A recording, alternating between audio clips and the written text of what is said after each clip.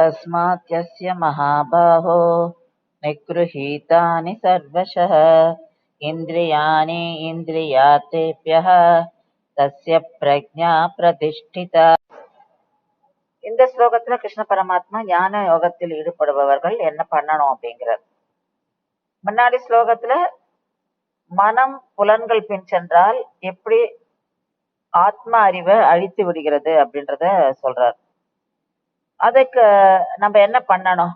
அந்த மாதிரி மனம் புலன்கள் பின்னாடி செல்லாம இருக்கிறதுக்குன்னா பகவானின் திருமேனியை தியானித்து நம் புலன்களை அடக்கி கொள்ள வேணும். அப்போ அந்த மனதை அதன் பின்னால் செல்ல விடாம, அதாவது அப்படியே நம்பயப்படுத்த வேண்டும் அப்படிங்கிறார்.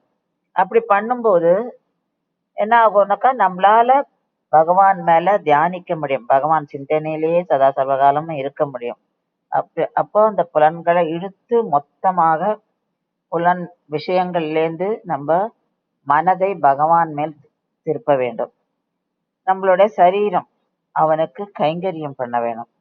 இப்படி நம்ம பண்ணோம்னாக்கா ஆத்ம ஞானம் கிடைக்கும். அந்த ஆத்ம ஞானம் நிலையாகவும் இருக்கும். இததான் பகவான் இந்த ஸ்லோகத்துல சொல்றார்.